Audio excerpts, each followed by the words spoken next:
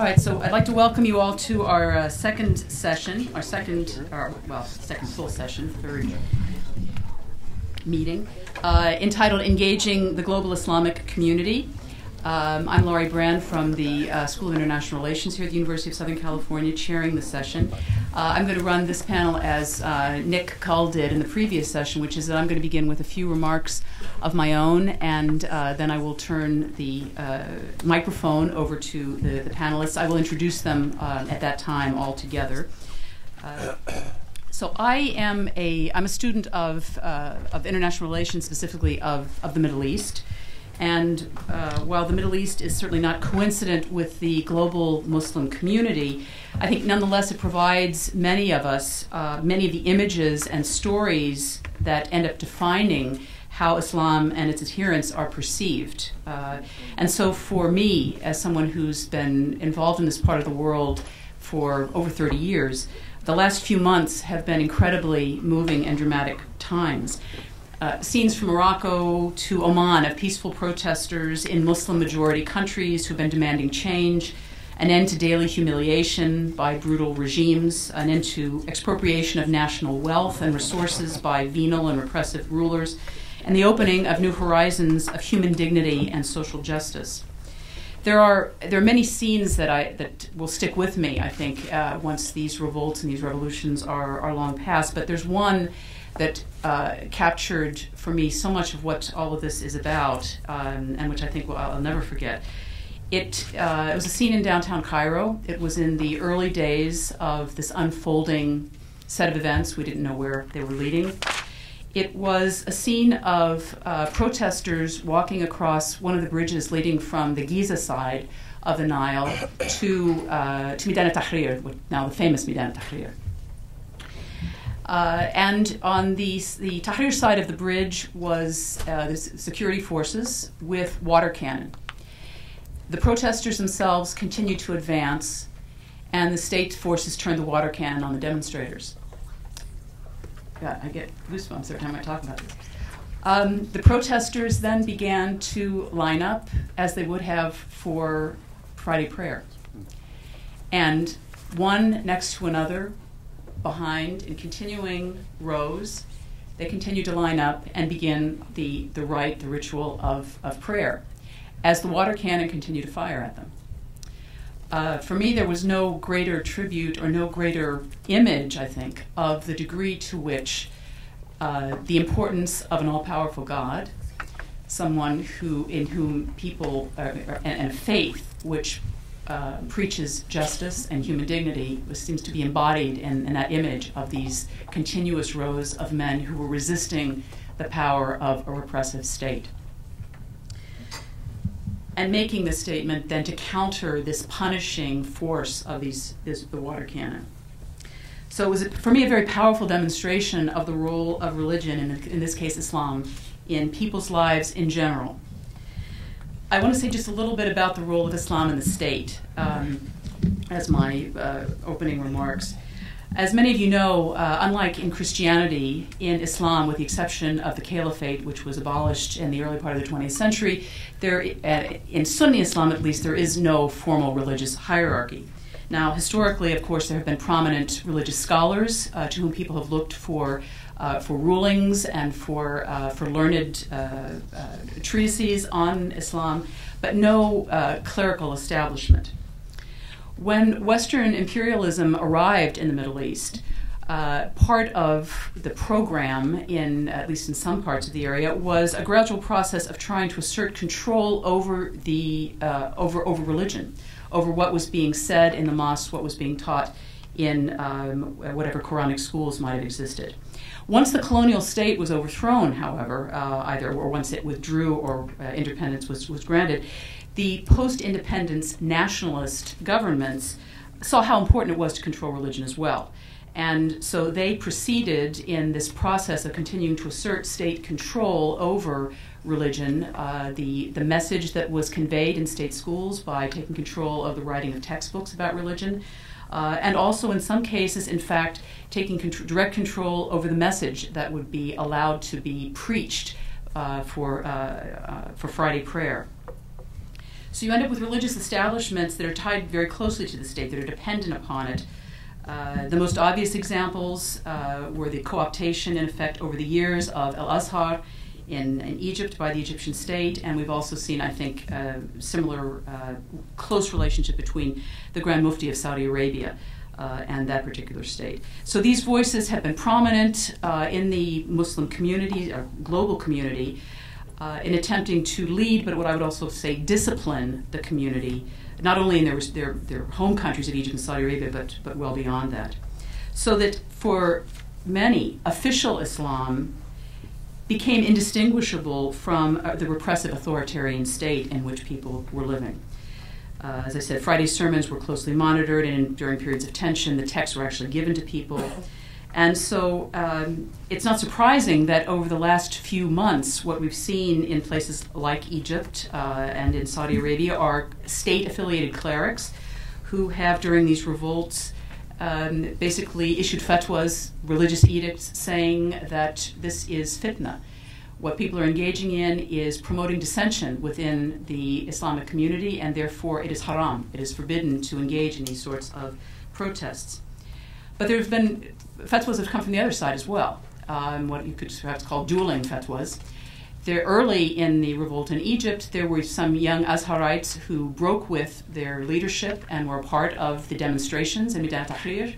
There have also been fatwas issued by other clerics in the region saying that, in fact, this is a responsibility of people, or it is a right of people to stand up to repressive regimes. So it's been very interesting to watch the unfolding of this message, a sort of a state-affiliated Islam and a group of other clerics who are willing to issue fatwas that support the demonstrators, that support people who are demanding a change from the kind of corrupt regimes in which they live, under which they live. Now, I don't know what the beliefs were of those men who stood against the water cannon on the bridge in Egypt. But I think it's highly unlikely that many of them were members of a Muslim Brotherhood or of any what so-called Islamist regime, the kinds of regime or the Islamist organization or party, the kinds of parties that seem to sort of trigger so much fear or dread among certain segments in the West. But what we have, it seems to me, is a whole set of new images coming out of this Muslim majority region.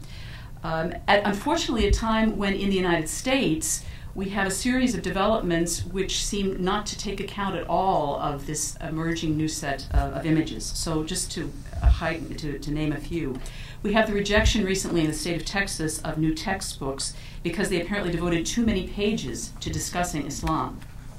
And of course, this is a Christian country, after all. There have been attempts by several states to outlaw the legislation of Sharia in their local communities, as if that was on the table anywhere. Attempts to block the building of mosques and Islamic centers, we've seen that sort of well before the recent developments in the Middle East. But finally, and I think very disturbingly, Congressman Peter King's of New York, his polemical justifications for and then his holding of a very one-sided and I think very poorly constructed set of hearings on this threat of the Islamic community in the United States, the threat that it represents to the U.S. So on the one hand, we had these amazing changes in the region.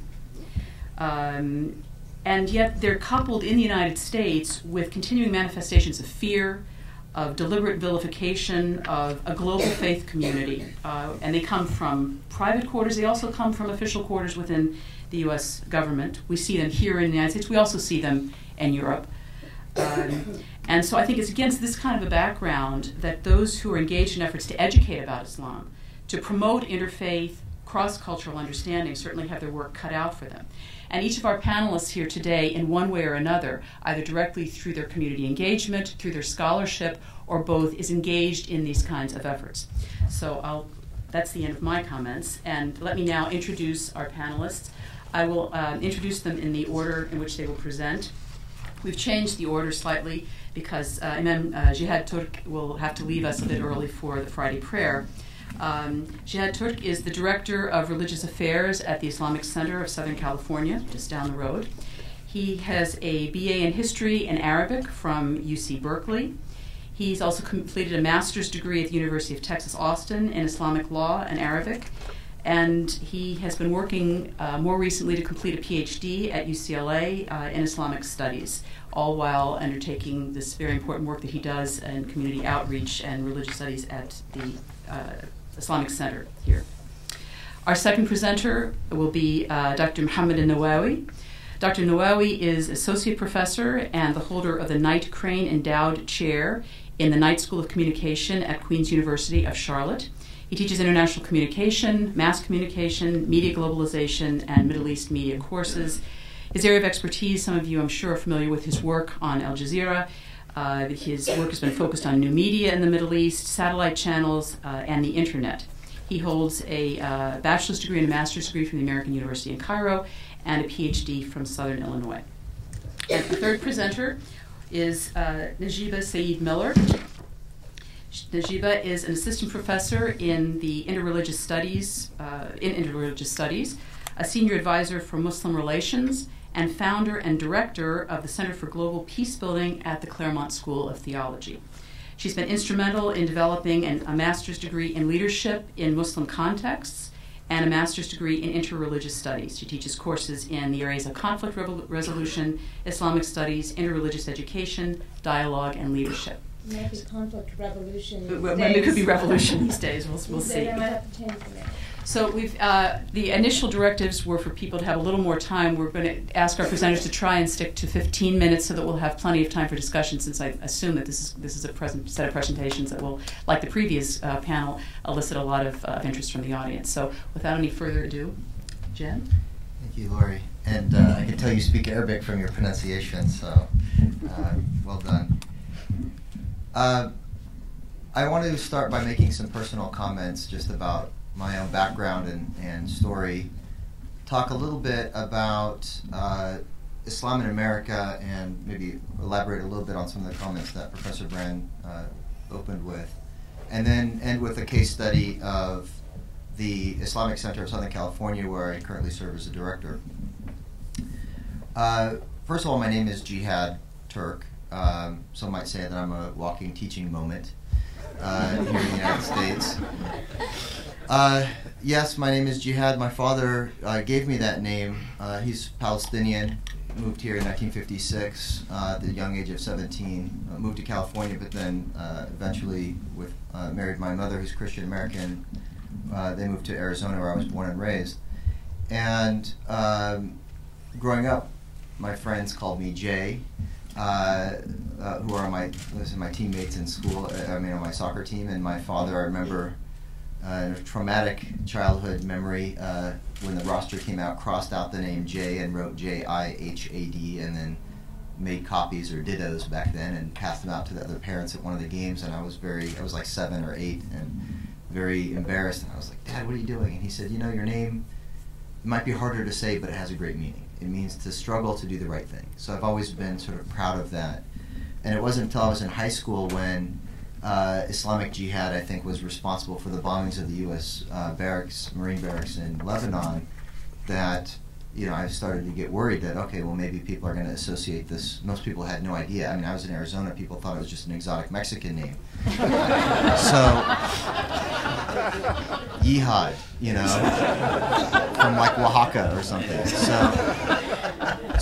But I remember those incidents because my father, I would come home, my father would be watching international news and jihad, Islamic Jihad, this and that, and blowing up, and I just, it was probably, I feel guilty now, but I was actually quite happy that most Americans had no clue about what goes on in the rest of the world, even if it involves our own interest, because no one made the association in my 2,000 strong high school, and in fact they elected me homecoming king. So it was like I was happy for American obliviousness at that time,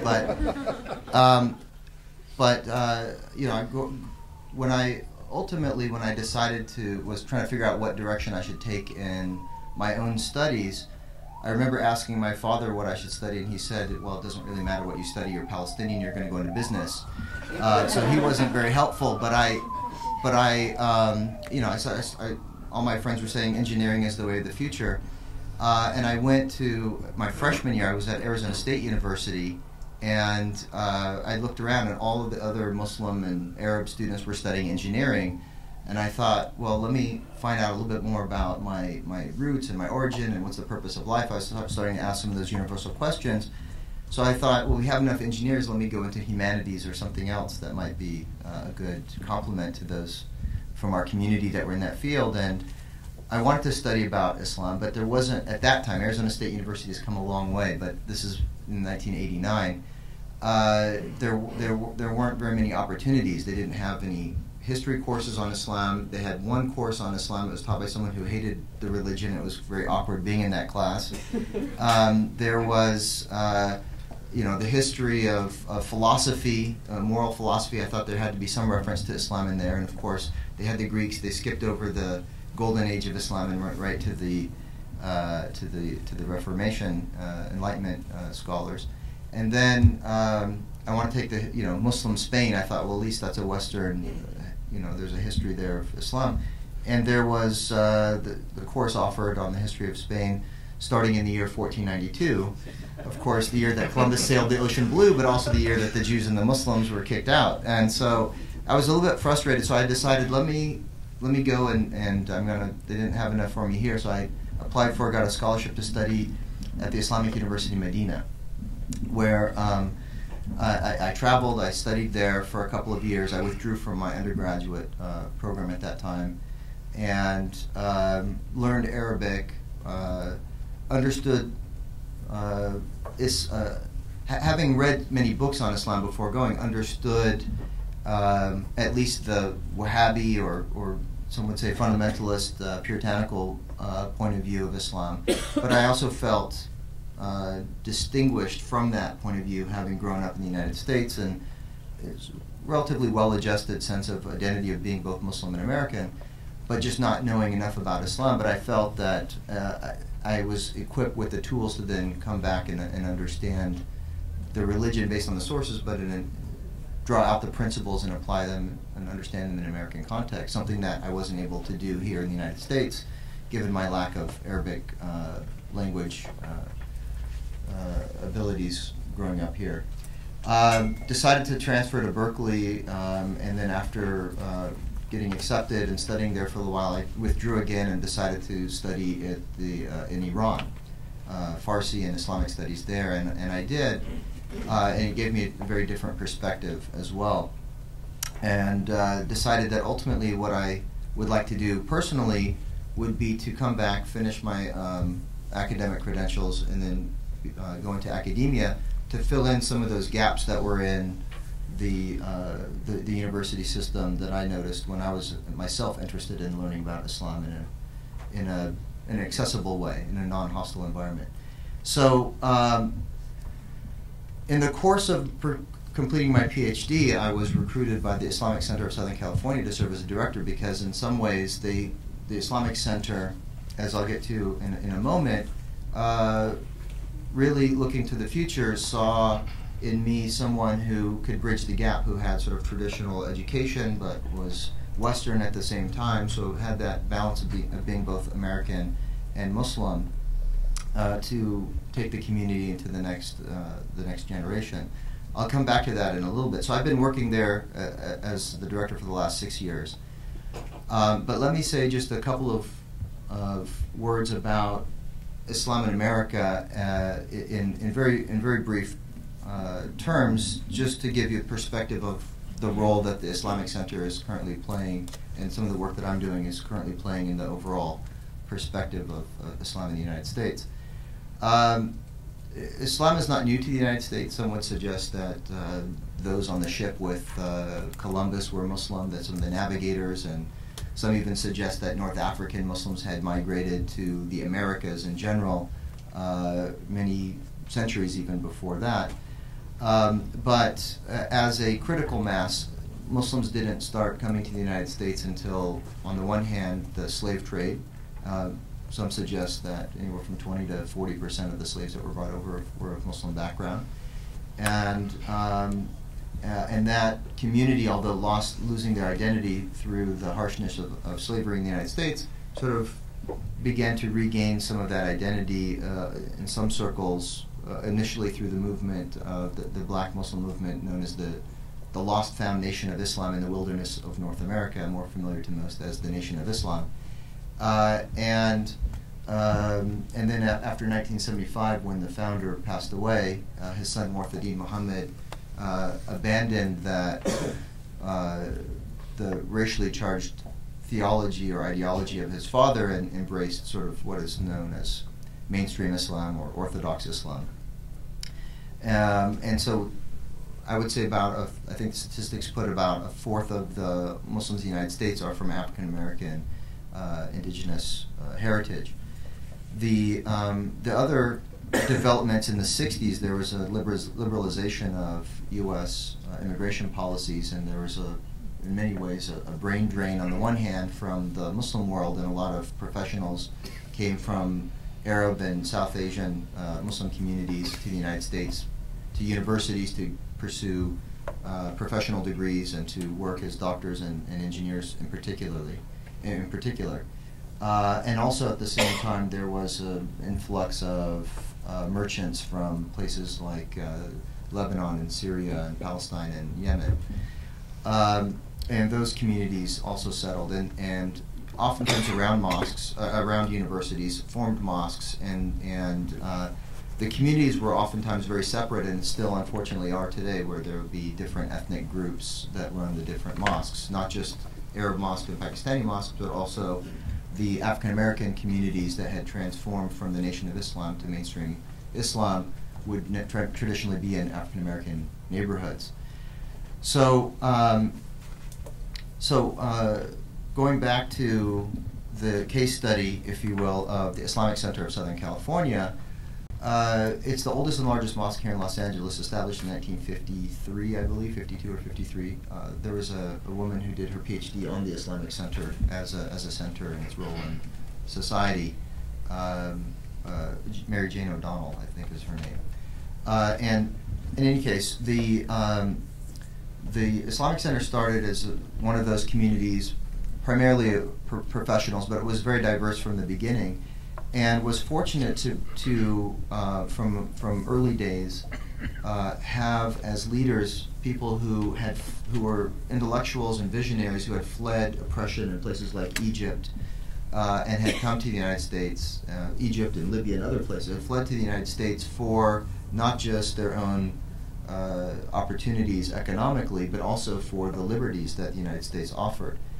And given that the state co-opted a lot of the institutions, the Islamic institutions and the mosques and the ideology of Islam, if you will, in the Middle East, they found in the United States the fullest opportunity to practice Islam and to understand Islam and to speak about Islam, more so than they found in most traditionally Muslim countries. And so as a result of that, felt very proud of being both American and Muslim, and really established and spoke about and wrote books about this Muslim American or American Muslim identity in a way that held up the traditional values of the United States and envisioned a narrative of what it means to be an American that was reconciled completely with being a Muslim. And we, as a community, have been promoting for the last 60 years almost this idea of being a patriotic American, being part of a pluralism, being civically minded, and being engaged in our religious practices at the same time. The manifestation of that ideology is apparent in many areas. Number one, and I'll conclude in 3 minutes, I'm keeping it to 15 minutes. Number one, I would say the first area has been in interfaith work, and the Islamic Center has been a pioneer in interfaith relations. At that time, there was a Catholic-Jewish dialogue. This is about 30-some years ago. There's a Catholic-Jewish dialogue. Catholics and Protestants didn't used to talk to each other back then, if I'm not mistaken. And so, but the Catholics and the Jews were communicating, and one of my predecessors, Dr. Maher Hattout, had sort of pushed his way, as he describes it, to the table and began engaging with those community leaders. And things eventually opened up, and now there's a number of very active and vibrant interfaith councils throughout Southern California, throughout the country, that not only welcome Muslims but many other faiths as well as traditionally Jewish and Christian communities. And our approach at first was, let us at least tolerate one another, as was discussed in the first presentation. But our approach evolved and became a little bit more sophisticated and nuanced, so that we were very considered in what we were interested in. We're not interested in conversion. We're not interested in being converted or converting the other. What we were interested in doing is speaking in our own voice for who we are and what we're about. Because as a community, the perception is that we are spoken about by others who don't necessarily represent us. And even though some of the people quoted in mass media might themselves be Muslim, they are not representative Muslims of at least who we are as American Muslims. And so it was very important for us to counter that bombardment of images that we have about us with an actual opportunity for us to voice our own opinion about who we are, etc. And to listen at the same time to who our neighbors are. And so it was a process of developing the skill set of being active listeners as well as speaking on our own behalf. But for what purpose? As the keynote speaker indicated, that verse is actually one of the mantras. It's a verse in the Quran, but it's one of the foundational verses and mantras, to mix metaphors here a little bit, of the Islamic Center community. And that is that God has created diversity, and it's His will that there be diversity, and His commandment for us all is to strive with one another to do good works. And so what we wanted to do then is to know one another as neighbors so that we can respect one another, love one another, and then find common ground so that we can build upon that common ground good works that will benefit society and humanity. So we've also been engaged in civic society, and I'm in my last minute now. So we've been engaged in civic society. So 20 years ago, or 22 years ago, we established a Muslim Public Affairs Council that would serve to not only be expert witnesses to media and public discourse, but would also serve as expert witness to government and city, state, local, at the city, state, and local level. And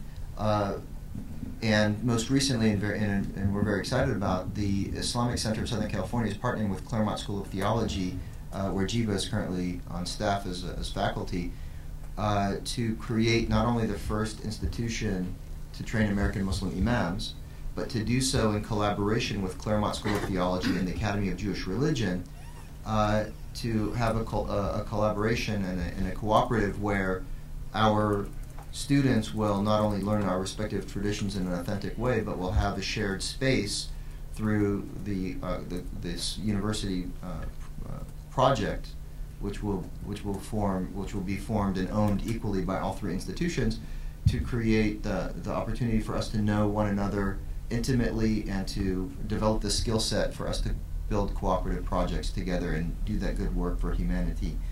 And lastly, I'll just say that, because my time is now up and I'm in overtime, I did have the opportunity to travel doing Track 2 diplomacy with City Councilman Tom Labonge on a couple of occasions. We traveled to France. And the issue of our visit the topic of our visit surrounded the issue of integration of ethnic and religious minorities. How we do it here, how they do it there. And it was very interesting because we had an African-American gang injection officer from South Central. We had a Catholic nun who runs an integration service called La Puente, which helps immigrant Latinos in particular learn language skills and job skills, etc. And then myself. And we visited there primarily with the minority communities, which were North African Muslims and But it was very interesting having the discussion because France, as a matter of constitution, I remember we have certain constraints in our country, but in France, it was illegal to keep statistics on how many Muslims were employed in certain fields, and even how many Muslims are in the country. We had to take this study with us from Harvard because it's illegal. They can't have that conversation. So it was very fascinating having this conversation with the big elephant in the room, which you couldn't really, in an official capacity, talk with. So we actually met with Alain Juppé, who's now the foreign minister, and we hosted him here as well. And there's I know that there's the whole Muslim world, but there's also this emerging issue of Muslims in Europe that I think is worthy of including in the discussion on religion and public diplomacy. So, and just one last plug is the book on the book by Tariq Ramadan on Western Muslims and the Future of Islam. I thought was a particularly important work because in many ways it foreshadowed some of these revolutions that are taking place in the Muslim world, talking about Muslims who have traveled and experienced civil society in the West, now then demanding it from their own countries back home. And I think that's an important work for anyone who's interested. Thank you very much, Jihad. 4 minutes over.